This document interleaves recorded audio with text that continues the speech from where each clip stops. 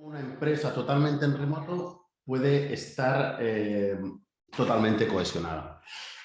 Bueno, primero de todo, Ignasi, explícanos un poco 4 datos sobre TheTrade y exactamente tú cómo llegaste a esta empresa. Buenas, encantado. Pues TheTrade es una empresa que nace en el corazón de Silicon Valley y es fundada por una persona que venía de Google. El CEO de TheTrade viene de Google y había estado trabajando varios años en proyectos de gestión de redes en infraestructuras muy grandes como pueden ser los centros de datos de Google, ¿no? Entonces, trabajando en esto, él iba viendo más o menos cuáles eran las tendencias del mundillo, sobre todo en el entorno cloud y de la nube, y hacia dónde iba tirando el mundillo. Y él tenía una visión muy clara de dónde podía haber oportunidades buenas, ¿no? Google en aquel momento no estaba por la labor de explorar esas oportunidades y expandir esos proyectos para hacerlos un poco más globales, sino centrarse solo en lo suyo. Y decidió decir, pues mira, ya que Google no está por esta oportunidad, yo creo que aquí hay una oportunidad muy buena, voy a crear mi propia empresa para dedicarnos a esto, ¿no? En aquel entonces yo estaba haciendo investigación sobre temas de seguridad en la nube y en entornos multicloud y estaba haciendo esta investigación junto con una persona que trabajaba en Twitter en aquel entonces. Esa persona es el CTO y socio fundador de TheTrade y cuando decidieron fundar la empresa, pues dada la colaboración que habíamos tenido en aquel entonces y que iba a poder tener continuidad dentro de TheTrade, pues estuvimos hablando y tal, me dijo Ignasi, esto que hemos estado haciendo investigación durante todo este año lo vamos a seguir haciendo en TheTrade, va a tener una oportunidad muy buena y me decidí lanzar a la piscina. Muy bien. Esto hace 3 años, ¿no? Hace 3 años ya, sí. Ok. Entonces, yendo ya al lío, preguntas concretas relacionadas con el tema de personal, que es la mayoría del interés del Foro Iberoamericano. Mi primera pregunta sería, ¿cómo se hace el reclutamiento en una empresa que es 100% remota? Principalmente, supongo que esto es igual que en todas las empresas, ¿no? Funciona muy bien el tema de referrals y contratar a gente que ya conoces, ¿no? En nuestro caso, esto es algo que hemos podido alargar en el tiempo, porque principalmente una de las estrategias importantes de contratación que teníamos, ¿no? Era intentar buscar personas a las que adaptarse a trabajar en modo full remote no supusiera un cambio demasiado importante, ¿no? Que enseguida pudieran ser productivas de esta manera. Entonces nos centramos en buscar ingenieros que fueran miembros de comunidades de lo que se llama el mundo del open source o del desarrollo de código abierto, ¿no? Que básicamente es gente que desarrolla y colabora en proyectos donde el código fuente de aquellos proyectos es público y se colabora de forma altruista, ¿no? Entonces, los proyectos que hoy en día son más relevantes desde un punto de vista tecnológico son proyectos de código abierto porque permiten que diferentes empresas grandes o pequeñas colaboren en ello, ¿no? Y es donde la innovación suele ocurrir, ¿no? Cuando diferentes empresas grandes ponen recursos a trabajar en lo mismo, ahí ocurre la innovación, ¿no?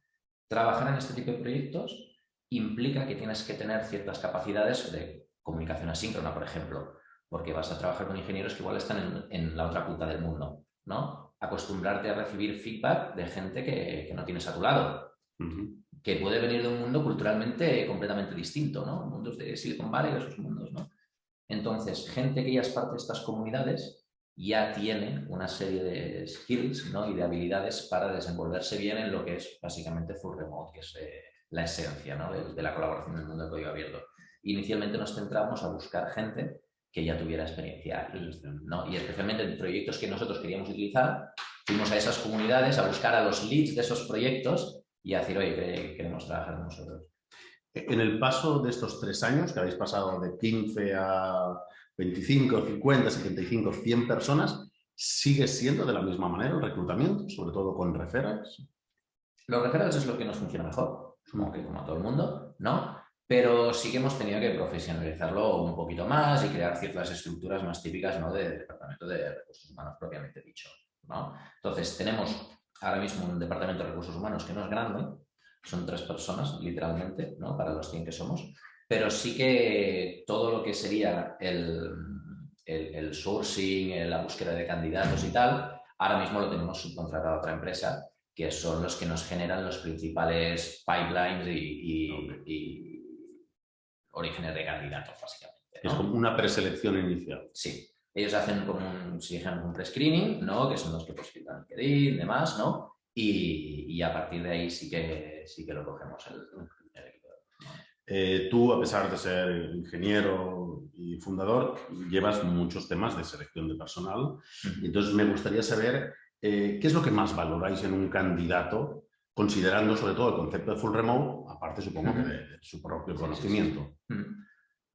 Para nosotros lo más importante es el cultural fit, ¿no? Que eso puede ser muy, muy subjetivo, ¿no? Es cosa que hace que sea un problema, pero sí que yo creo que especialmente en empresas pequeñas, más allá de gente que sea técnicamente muy buena, que tenga un currículum espectacular, ¿no? Necesitas gente que se pueda implicar en el proyecto, ¿no?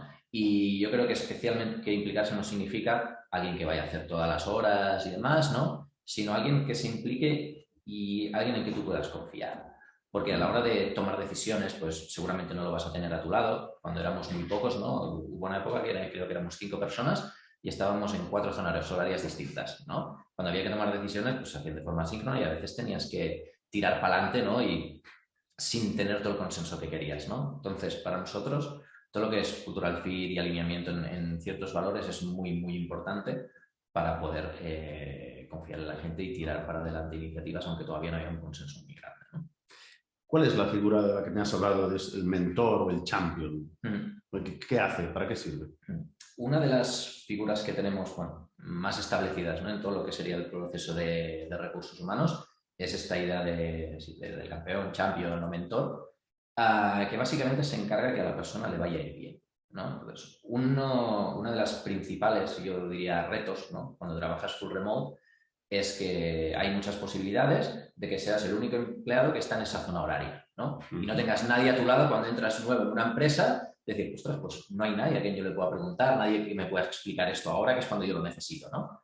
Entonces, una de las figuras que tenemos es la del mentor, que es alguien que se encarga explícitamente de que aquella persona durante los primeros días le vaya a ir bien, ¿no? Y preparar para acompañarlo durante el primer mes o lo que dure el proceso de onboarding para que le vaya bien, ¿no? Entonces, esta figura para nosotros es importante, sobre todo el hecho de que le vaya bien, lo remarco, porque durante el proceso de selección, por ejemplo, una de las cosas que hacemos es acordar quién va a ser el mentor, ¿no?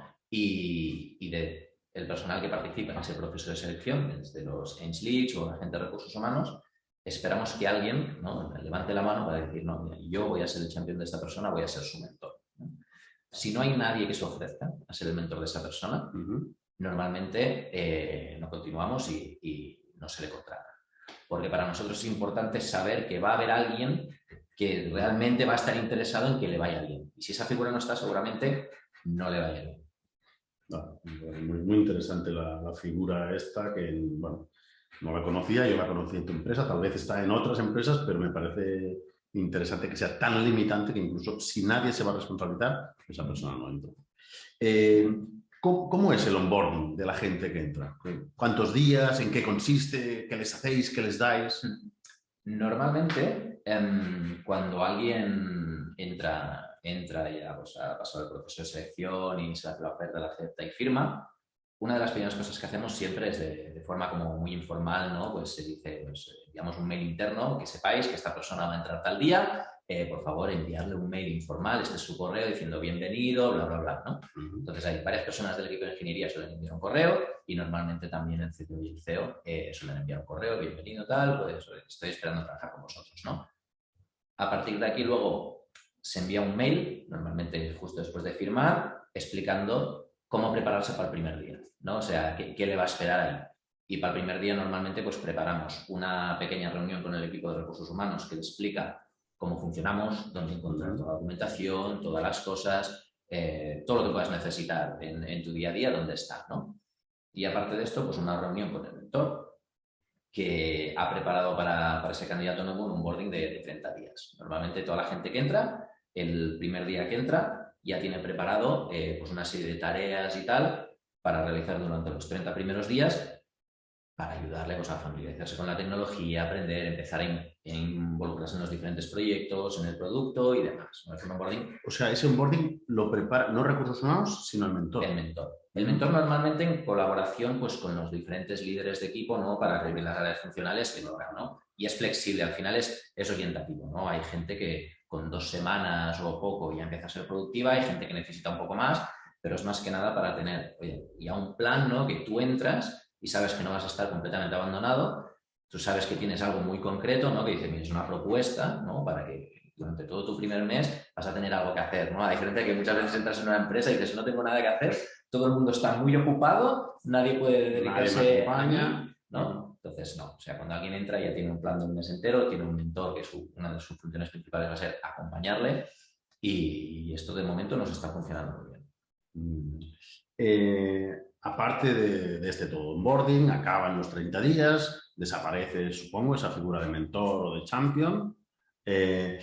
Luego, para retener al talento en una empresa como la vuestra, ¿qué hacéis? ¿Tenéis un plan de carrera y promociones, formaciones específicas, les dais bonus? ¿Qué se utiliza? Hay varias preguntas. Primero, cuando termina el onboarding, el mentor no desaparece necesariamente, ¿no? O sea, al final, si un onboarding puede terminar a las 2 semanas o puede alargarse un poco más, pero eso no significa que el mentor vaya a desaparecer.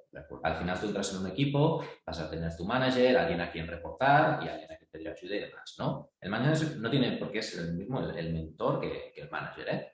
Pero cuando la figura del mentor ya desaparece porque realmente pues, tú ya estás completamente integrado en la empresa, sabes dónde está todo y demás, pues la función del mentor ya no tiene tanto sentido, ¿no? Sino como ya tú ya has establecido la relación más con tu manager, ¿no?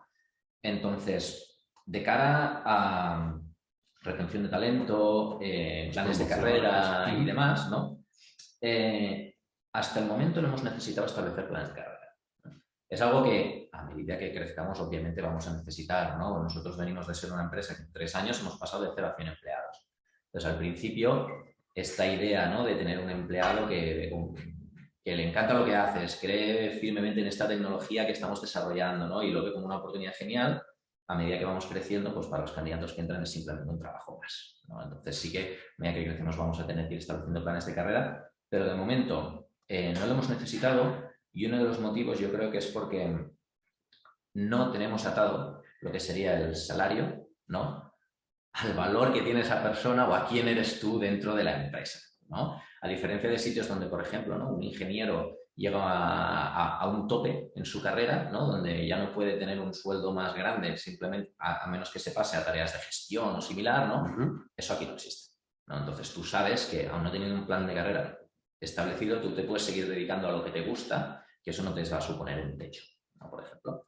Entonces, de momento, planes de carrera per se oficialmente no los hemos necesitado, ¿no? Sí que pues, a nivel de tu día a día en la empresa, ¿no? Tú tienes un manager, vas haciendo annual reviews y todo este tipo de cosas, sí que lo hacemos sin la necesidad de tener un título que te encasilla, ¿no? en un lugar concreto de lo que sería una escala, ¿no? Eso no lo tenemos y de momento no lo hemos necesitado. Yo creo que esto también ayuda en lo que es a retención del talento, ¿no? Porque tú sabes que hay un manager que se preocupa por ti, tú sabes que aunque no haya me gusta diferenciar el tema de plan de carrera y escala salarial, ¿no? Son temas que son diferentes. No tener una escala salarial no significa que no tengas un plan de carrera. Entonces, esto sí que es una conversación que tienes con tu manager y lo estableces, ¿no? Lo que todo el mundo tiene un plan de carrera, no tenemos escalas salariales, por decirlo de alguna manera. Incluso me habías llegado a decir que este plan de carrera a veces no tiene que ver con la ascensión, sino incluso con capacidad de lideraje o con movimientos en áreas del departamento, ¿no? Donde puedes encontrar, no sé, tu pasión o tus ganas de cambiar de proyecto. Sí, supongo que eso todavía es un poco herencia de startup pequeña, muy plana, que es una filosofía que todavía tenemos, ¿no? Cuando en una startup eres pocos, todo el mundo tiene que hacer un poco de todo, ¿no? Y la gente que hemos ido contratando, pues es gente que tiene esta idea, ¿no? Que le gusta participar en cosas. Y el hecho de contratar, por ejemplo, gente más generalista, ¿no? Oye, igual alguien que sí que tiene un expertise muy concreto, sí que va muy para un proyecto, ¿no? Pero alguien que pueda tener pues, intereses un poco más globales, igual tú lo contratas para un proyecto, pero realmente ves que, ostras, pues está ayudando aquí y allá, oye, ¿por qué no vamos a dejar que esa persona se involucre más en este proyecto? Esto otro ya lo cubriremos, no pasa nada, ¿no? Pero no tendemos a limitar ahí donde pueden colaborar la gente, ¿no? No decimos en plan, no, tú estás asignado a este proyecto, tienes que focalizarte aquí al 100%, por supuesto, ¿no? Que hay un foco, pero no prevenimos a nadie de decir, no, no, es que tienes prohibido ahora colaborar aquí, aquí y tal, ¿no? Estas cosas pues se hablan, ¿no? Pues tienes más interés aquí y damos mucha flexibilidad, que la gente vaya encontrando su camino. Eso también ayuda a la retención de talento, a que la gente esté contenta, porque que se puede dedicar a lo que le gusta sin tener unos límites, ¿no? Que muchas veces no tienen sentido. Bueno, llevamos la mitad del tiempo, nos quedan 15 minutos. Vamos a hablar de instrumentos muy específicos que a lo mejor podrían servir a algunas de las empresas con las que, bueno, que son asistentes y que para mí son muy interesantes, de cómo trabajáis vosotros la comunicación para mantener cohesionada a 100 personas en todos los continentes, en diferentes zonas horarias. ¿Qué diferentes historias montáis para mantener la relación? Esta es una de las cosas en las que intentamos poner más empeño, ¿no? Tampoco estamos inventando nada nuevo. Es decir, utilizamos herramientas que ya existen como Slack para el chat o el email, ¿no? Sobre todo utilizamos mucho herramientas de comunicación asíncrona, como puede ser el email, para todo lo que son toma de decisiones, ¿no? O sea, lo que no hacemos nunca es tomar decisiones o en una videollamada normalmente o en el Slack, normalmente no lo hacemos, porque son cosas que tienen que ser consensuadas y tú no puedes esperar que a una videollamada pueda atender todo el mundo, ¿no? Entonces intentamos esto minimizarlo todo lo posible, ¿no? O cualquier videollamada que hacemos, pues la grabamos, luego se comparte y demás. Pero todo lo que es toma de decisiones, por ejemplo, se hace en email para que dé la oportunidad que todo el mundo pueda participar independientemente de la zona horaria donde esté, ¿no? Entonces, obviamente utilizamos Slack porque necesitas tener conversaciones más, ¿no? del día a día, ¿no? Utilizamos el chat para un montón de cosas y promovemos mucho pues estas videollamadas tontas, aunque sea de 5 minutos para discutir algo que podías decir en 2 frases, ¿no? Nosotros siempre decimos, oye, no, si puedes hacer una videollamada, hazla, que no cuesta nada, ¿no? Y lo habláis cara a cara. Entonces siempre decimos, siempre que hagas una videollamada, la cámara encendida. ¿No? Nada de videollamadas con la cámara apagada y demás, ¿no? Para ver una cara al otro lado, ¿no? Y luego en cuanto a esto respecto a estilos de comunicación y tal, ¿no? Que en una empresa que es full remote tiene que ser así, para dar la oportunidad a todo el mundo a participar. El otro tema de la cohesión, aquí ya, bueno, se puede ser más o menos creativo, ¿no? Nosotros utilizamos un par de cosas que nos están funcionando muy bien. Unas, tenemos un canal en Slack, el chat que le llamamos Virtual Coffee, y básicamente hay una aplicación en este canal que lo que hace es, cada semana, a todos los miembros del canal, crea una reunión de pairing para que hables pues, con alguien media hora de todo menos de trabajo. Cualquier persona de la empresa, de cualquier área de departamento. Correcto, en ese canal está toda la empresa, ¿no? Y pues cada semana pues, te llega un mensaje diciendo, mira, te ha tocado hacer un pairing con esta persona, ¿no? Lo puedes rechazar, obviamente, ¿no? Pero normalmente es algo pues, que funciona muy bien porque ahora que ya somos casi 100, ¿no? Hablas con gente que ni conoces, ¿no? Y realmente es algo que funciona muy bien. Por ejemplo, tenemos uno que es de Canadá, ¿sí? Que simplemente a raíz de un Virtual Coffee de estos que hizo con uno que estaba aquí en España, dijo, ostras, pues yo sé hablar un poco español, ¿no? Empezaron a hablar español y ahora pues han establecido que cada semana ellos tienen una reunión de media hora para hablar en español, ¿no? Y el de Canadá pues hablan en español, ¿no? Esto en horas de trabajo. En horas de trabajo, sí. Todo esto es algo pues, que intentamos promover mucho, ¿no? También cuando dices horas de trabajo, esto es uno de los principales motivos por los que somos full remote, ¿no? Que cuando estás en 11, 12 zonas horarias distintas, que son las horas de trabajo, ¿no? Entonces, somos full remote en parte porque creemos que la gente trabaja mucho mejor si se puede gestionar su propio tiempo, ¿no? Entonces, gente que tiene niños, los va a buscar al cole, no sé qué, ¿no? Pues hay gente que le funciona mejor ciertos horarios y otros, ¿no? Por ejemplo, en mi caso, algo que hago mucho, ¿no? Prefiero estar por las tardes en casa, jugando con los niños, y luego, cuando se han puesto a dormir y hay silencio y un poco de paz en casa, pues terminar de revisar emails, ¿no? Que si es a las 10 de la noche, da igual, porque es un momento tranquilo que a mí me va mejor, ¿no? Entonces, pues el hecho de ser full remote y el decir las horas de trabajo es un poco relativo, ¿no? Sobre esos sistemas de comunicación que hace que la gente se sienta cohesionado y conozca cosas. Aparte del sistema este de pairing, ¿alguna otra reunión así curiosa, particular? Sí. ¿Alguna práctica extraña? Sí, para que la gente también esté muy al día, ¿no? de lo que pasa en la empresa, pues clientes que tenemos, ¿no? Clientes que conseguimos, clientes que perdemos, que también perdemos clientes.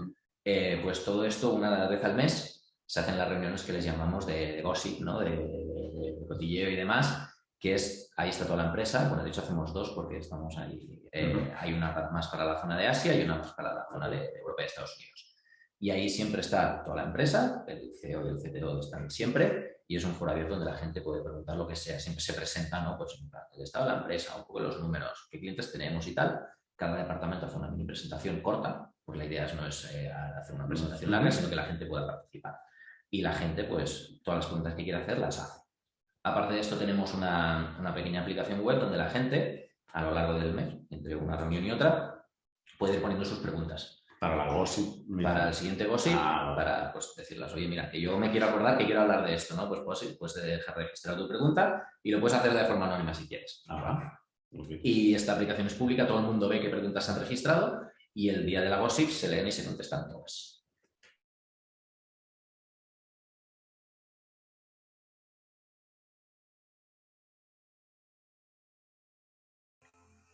Tenemos algunas preguntas, si ustedes me lo permiten. ¿Sí? Una pregunta que específicamente nos la realiza Antonio Lamadrid, que dice, ¿cómo consiguen detectar esa actitud no medible del compromiso y la implicación con el proyecto de la empresa? Es una buena pregunta. Al final, todas estas cosas son bastante subjetivas, ¿no? Pero sí que hay indicadores, por ejemplo, que nosotros miramos. Primero es la experiencia previa en empresas pequeñas, ¿no? Si experiencia, por ejemplo, nosotros tenemos un producto específico, ¿no? Experiencia desarrollando producto, damos más importancia a eso que a la importancia de la consultoría, ¿no? Historias reales de casos de éxito o fracaso con los clientes y cómo se han gestionado. Y también de las dinámicas de equipo, es algo que muchas veces, a veces es simplemente cuestión de feeling y tal, pero tú ya ves si una persona pues, es más apasionada, si muestra un interés genuino en la tecnología que tú desarrollas, ¿no? A veces hay gente que dices, como decimos, que ha hecho los deberes, ¿no? Y ya conoce un montón de cosas tuyas porque realmente le ha interesado o ha estado involucrado en la tecnología porque utilizamos mucho tema de código abierto que ya lo ha utilizado y lo conoce, ¿no? Entonces, un poco todos estos indicadores de saber cómo metido en el mundillo ha estado, un poco qué ha estado mirando y su experiencia pasada en empresas pequeñas y esto, son cosas que nos suelen dar buenas señales para tener una idea, ¿no? de esto. ¿Más preguntas? Excelente. Gabriela. Sí, la siguiente pregunta nos dice Fernando Rivera. ¿Qué incentivo tiene el Champion para mentorear al talento ingresante? Ahora mismo explícitamente no hay ningún incentivo. O sea, no es eso, no tenemos bonus de referrals y cosas así, ¿no? De momento tampoco porque no lo hemos necesitado y nunca hemos tenido problemas de decir estamos perdiendo un montón de candidatos porque no hay nadie que levante la mano para ser el mentor, ¿no? Sobre todo cuando eres una empresa pequeña, necesitas gente para tirarlo para adelante porque sois pocos y entre pocos tenéis que hacer mucho, ¿no? Y es en el propio interés del mentor que la candidatura tire para adelante. Normalmente, con los referrals, la gente que ha hecho el referral suele pues levantar la mano para ser el mentor, ¿no? Ya que yo propongo a esta persona para que entre, yo me voy a encargar de que le vaya bien. Y es algo que normalmente pues está bastante implícito, ¿no? Excelente, muy bien, muchas gracias. De al no tener una escala salarial, ¿cómo determinas estos salarios? ¿Cómo? ¿Cómo determinas sus salarios? Bueno, porque, a ver, es diferente, ¿no? Lo que diríamos, no es lo mismo un plan de carrera que una escala salarial, ¿no? Y quieras que no, pues las funciones igualmente están bien definidas. Tenemos las funciones de quien es pues, más senior, las funciones de la gente de ventas, la gente de pre-sales y tal, las funciones están bien definidas. Y con esas funciones tú sabes más o menos lo que se paga en el mercado para esas posiciones, ¿no? Entonces, eso no es un problema, ¿no? O sea, una escala salarial, al final las funciones son las que son y eso sí que significa qué vas a hacer tú en la empresa, ¿no? Una escala salarial normalmente pues es algo que te ayuda en empresas pues, más grandes, con más estructura, a promocionar y a tú saber pues, cómo vas a poder evolucionar, ¿no? Nosotros esto es algo que gestionamos directamente con el manager de cada equipo, ¿no? Cuando entras, pues hay conversaciones con el manager y tú tienes tu propio plan de carrera y tú tienes tu plan de evolución que trabajas con tu manager, ¿no? Eso no significa que haya una escala salarial que te vaya a limitar porque para estas funciones específicas tu tope va a estar aquí, ¿no? ¿Más Correcto. preguntas? Tenemos una pregunta más muy interesante. ¿Cómo orientas el employer branding? ¿Cómo orientas el employer branding? Esto es algo que, dado que estamos trabajando en algo que es una tecnología de gestión de redes en infraestructuras grandes que es muy puntera, que es algo que hoy todavía no se ve mucho, pero que en los siguientes 5 o 10 años así va a ser bastante relevante. Somos líderes en este sector y una de las cosas que hacemos, ¿no?, es ir a conferencias por todo el mundo, ¿no?, conferencias sobre todo de ámbito tecnológico. Vamos como ponentes, ¿no?, a hablar de esta tecnología y demás, ¿no? A muchas conferencias nos invitan, a muchas enviamos papers de propuestas y vamos como speakers y así pues un poco pues, nos damos a conocer a las diferentes comunidades tecnológicas y demás. Eso nos genera una imagen de líderes en el sector, ¿no? Y una imagen como de confianza, de respeto, ¿no? De decir, ostras, esta gente pues, sabe lo que hace porque son los que están hablando de esta tecnología, ¿no?, que nosotros queremos utilizar y esta gente es la que la está creando y nos la está explicando, ¿no? Entonces, eso de cara a promoción y a hacer esto un sitio atractivo de cara a ingenieros que quieran trabajar en cosas punteras y nuevas, es algo que funciona muy bien. De cara a retención de talento también, si trabajas en cosas punteras, los ingenieros van a querer venir, eso seguro, ¿no? Y porque a la gente le gustan los retos y trabajar en cosas que vayan a ser relevantes, ¿no? Entonces, esto es algo que utilizamos mucho, blogs, canales de YouTube explicando tecnología de esta nueva, ir a conferencias, o sea, tener presencia en las diferentes comunidades de desarrollo y tecnológicas es algo que es una de nuestras principales vías para dar salida a la operación. Excelente. Y una última pregunta tenemos un minutito para terminar. Dice, ¿cómo haces el control de cumplimiento de resultados, Ignacio? Esto es algo que lo hacemos anualmente, ¿no? Bueno, tenemos las performance reviews y tal cada año y establecemos lo que se llaman OKRs. OKRs son unas prácticas que se pusieron de moda dentro de Google y tal, pero que están bastante establecidas y básicamente pues, es definición de objetivos, ¿no? Tenemos objetivos a nivel de empresa, objetivos a nivel de equipo y objetivos personales que se trabajan con el manager, ¿no? Entonces, tú cuando entras, las conversaciones con el manager estableces más o menos pues, cuáles van a ser tus objetivos, cuál va a ser tu progresión, hacia dónde quieres enfocar tu carrera y en base a eso y al seguimiento pues, que se hace a nivel mensual, pues es como utilizamos para medir. Todos los objetivos, si estáis familiarizados un poco con el tema de OKRs, todos los objetivos que defines tienen que ser medibles, ¿no? Tienes que definir cuál es la métrica que vas a utilizar para poder valorar si eso se ha cumplido o no. Entonces, bueno, utilizando este framework de OKRs es como una puntualización. OKR viene de objetivo, KPI y el resultado. El objetivo es hasta dónde vas a llegar, KPI es cómo lo vas a revisar y el resultado es exactamente de tu trabajo, que es lo que has conseguido. Yo tenía una preguntita final, Gabriela. Sí, adelante. Hay una muy interesante Pues de manera personal, pero... prefiero. Ok, mira, seguramente es muy cortita. Alex nos dice, ¿cómo supo Ignacio que ese era su mundo? ¿Cómo supe yo que este era mi mundo? ¿Qué será tu mundo? Sí. Pues no lo supe, todavía no lo sé. No. A ver, al final es una oportunidad de estas que te tiras a la piscina y puede salir bien o puede salir mal, ¿no? Al final, las dos personas que fundaron TT y que vinieron a hablar conmigo, una era una persona que venía de Google y llevaba muchos años ahí en posiciones que eran bastante reconocidas.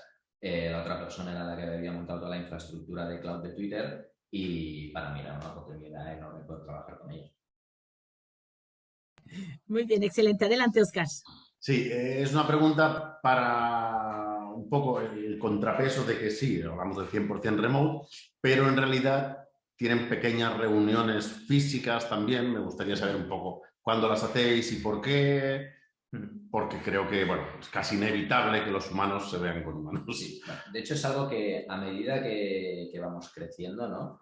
sí que estamos intentando organizar, pues buscar gente que esté cerca de los que ya están, ¿no? Ahora los que, por decirlo de alguna manera, ahora que el equipo core ya está muy establecido, estamos intentando pues, buscar gente alrededor de esas personas que han formado pues, el equipo inicial, ¿no? Por ejemplo, aquí en Barcelona conmigo hay 7 o 8 personas, me parece, ¿no? Intentamos pues, que la gente pues, esté más cerca porque realmente es más fácil trabajar, ¿no? Y ayuda también a cohesionar los equipos. Una de las cosas que hacemos, por ejemplo, aquí nosotros al coworking, el primer jueves de cada mes nos reunimos todos aquí, ¿no? Que vengan de donde vengan. No nadie, de hecho, nadie vive en Barcelona, pero todos vienen aquí al coworking una vez al mes, trabajamos juntos un día, luego cervezas y lo típico, ¿no? Y sí que intentamos desde la empresa pues, que esto se haga, ¿no? También en cuanto a lo que decíamos de las conferencias, ¿no? Que sí, queremos tener presencia en las conferencias como speakers y demás, intentamos aprovecharlas para hacer pequeños offsites de quien pueda ir y quien pueda viajar y intentamos facilitarlo lo máximo, ¿no? Ahora en mayo hay una conferencia en Valencia, mucha gente de Estados Unidos pues va a venir aquí a Valencia para decir, oye, mira, aprovechamos la conferencia, evento de networking, hacemos contactos, posibles nuevos clientes, pero aprovechamos y lo alargamos 2-3 días y estamos juntos y tal, ¿no? Tú tienes que ir ahora a San Francisco, ¿es también por una conferencia? ¿Es porque algunos os veis y otros no? ¿Cómo es? Normalmente, ahora con el COVID no lo podemos hacer, ¿no? Pero teníamos la idea de hacer 1 o 2 offsites, ¿no? De reunirnos todos al año.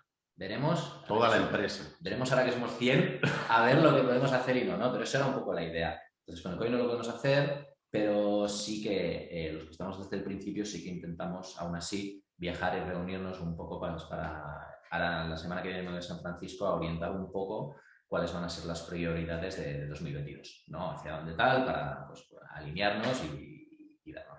Perfecto. ¿Alguna pregunta más, Gabriel? Sí, hay una pregunta muy interesante y yo creo que con esto concluimos. Dice, ¿qué tipo de reconocimientos realicen que alcancen a todos? Reconocimientos que alcancen a todos. ¿Qué tipos de reconocimientos? Pues mira, tenemos varias cosas. Reconocimientos a los empleados, ¿no? Supongo que se refiere a la pregunta. Más allá de las performance reviews, que donde normalmente, ¿no? Pues en función de los objetivos y demás, pues es cuando se hacen los incrementos salariales y demás. Tenemos varias historias, igual que, por ejemplo, teníamos el comentario que teníamos el canal este del Virtual Coffee. Tenemos un canal que le llamamos de celebraciones o del YAI, ¿no? Donde, pues, gente, por ejemplo, que va a hablar a una conferencia o que ha conseguido solucionar algo y tal, pues lo promovemos internamente y tal, ¿no? También tenemos una newsletter interna que lo enviamos, que normalmente los líderes de los diferentes equipos, esta newsletter la enviamos una vez al mes también, los líderes de los diferentes equipos dan un update pequeño de lo que se ha hecho este mes, ¿no? Y también de, oye, las personas destacadas, lo que han hecho y demás, ¿no? Pues se introducen ahí en la newsletter, pues la gente le ve, pues mira, este mes, mira, esta persona ha conseguido tal, ¿no? También cosas tan tontas como, por ejemplo, enviamos pues, de quién son los cumpleaños a veces, o fotos de las mascotas y cosas así, ¿no? O una caricatura. O caricaturas. Tenéis una dibujante muy buena. Tenemos una persona que dibuja muy bien, que hace pósters y tal, ¿no? Y eso, todos los pósters, cuando, por ejemplo, cuando alguien cumple un año en T-Trade, ¿no? Siempre se le hace un póster, un detalle, se le envía. Y bueno, tenemos varias iniciativas de estas de celebración y reconocimiento de las cosas, especialmente la newsletter esta, que es una vez al mes, que funciona bien. ¿Alguna cosa más, Gaby?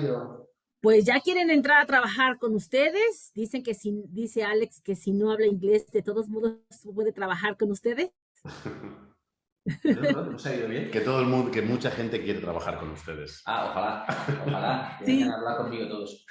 Aunque no hablen inglés. Inglés sí que eso sí que es un requisito fundamental. Así es, exactamente. Son todas las preguntas, Óscar. Ok, pues entonces muchísimas gracias, sobre todo a los que han asistido a esta conferencia, a todas aquellas personas que están viendo este vídeo a través de YouTube o cualquier otro soporte digital, y gracias sobre todo al Foro Iberoamericano de Recursos Humanos y a Ignasi Barrera por su tiempo, dedicación, la preparación de la entrevista y tantas otras cosas.